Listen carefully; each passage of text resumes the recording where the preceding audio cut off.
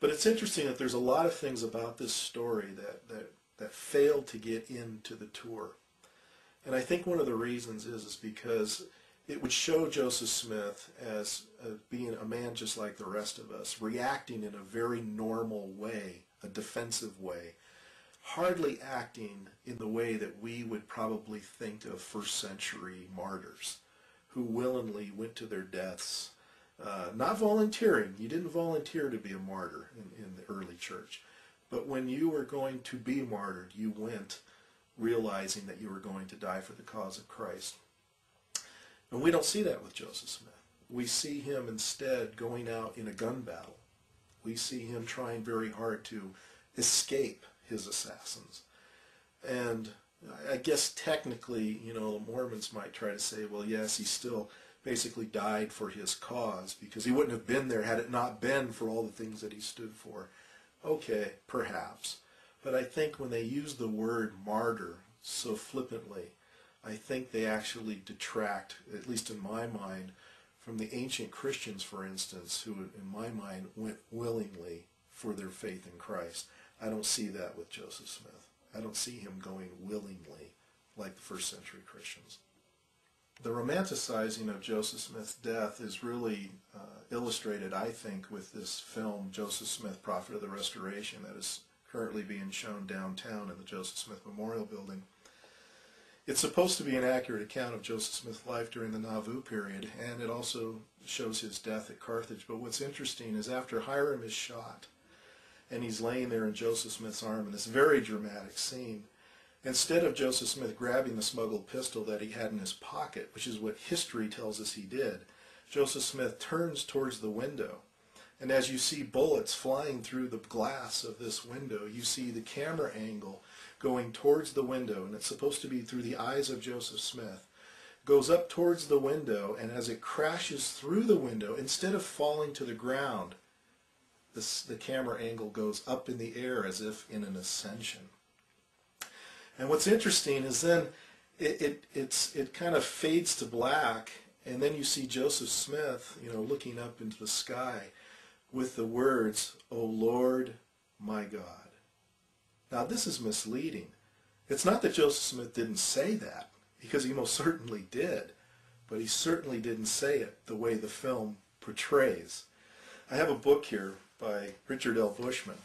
It's a biography of Joseph Smith called Joseph Smith, Rough Stone Rolling. And what I find intriguing about this book is that Richard Bushman is a Mormon, a faithful Mormon. He admits he's a faithful Mormon at the very beginning of the book. And he describes what happened in the final moments of Joseph Smith's life. Let me read to you what it says on page 550. It says, Hiram was the first to fall. A ball through the door struck him on the left side of the nose, throwing him to the floor. 3 more balls entered his thigh, torso, and shin, killing him. John Taylor was hit in the thigh and fell against the windowsill, breaking his watch. Crawling toward the bed, he was struck again in the hip. Joseph pulled the trigger. See, he's admitting to the gun.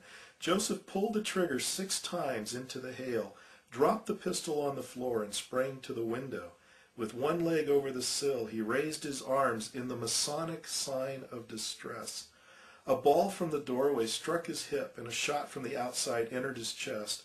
Another hit under the heart, and a fourth his collarbone. He fell outward, crying, "O Lord, my God." Hardly the calm method that it's portrayed in the film. Landing on his left side, he struggled to sit up against the curb of a well and died within seconds. Richards raised his head above the sill far enough to see that Joseph was dead and then turned to help John Taylor. Taylor's watch had stopped at 16 minutes past 5. What's so significant about this phrase, "O Lord my God," is that there are Mormon historians who admit that what Joseph Smith was trying to do was give the Masonic signal of distress. And, it's clearly, this is a phrase. There's a phrase in Masonry that when you're in trouble, that you say something to the effect, "O Lord my God, is there no help for the widow's son?" And that Smith was trying to give this signal of distress, but was shot before he was able to give all of it. Basically, "Is there no help for the widow's son" refers to Hiram Abiff, who is a familiar figure in Masonry. And Joseph Smith was a Mason. He became a Mason in 1842, and not long after becoming a Mason, he incorporates the Mormon endowment ceremony. So he was familiar with this. But what's interesting is voice inflection is very important. Context is very important. I have a real hard time believing that Joseph Smith just calmly said, "Oh Lord, my God." I don't think the situation called for such a calm response. I think he was probably screaming at the top of his lungs, hoping that somebody would come to his rescue, and unfortunately for him, they didn't. I think the fact that the Mormon Church has to leave out so much important information about Joseph Smith tells us not only a lot about him, but it tells us a lot about the church itself. Do you really want to place your trust in a man whose character has to be doctored, who has to be airbrushed, if you will? Do you really want to place your trust in a church that has to do that, that feels compelled to do that? Trust is a big thing. As a Christian, I have no problem trusting completely in the work and the promises of Jesus Christ. But I'll tell you, when it comes to Joseph Smith, I can't have that same kind of trust. This man is not deserving of my trust. If Joseph Smith lived today the way he lived back then, I don't think even many Mormons would want to place their trust in him.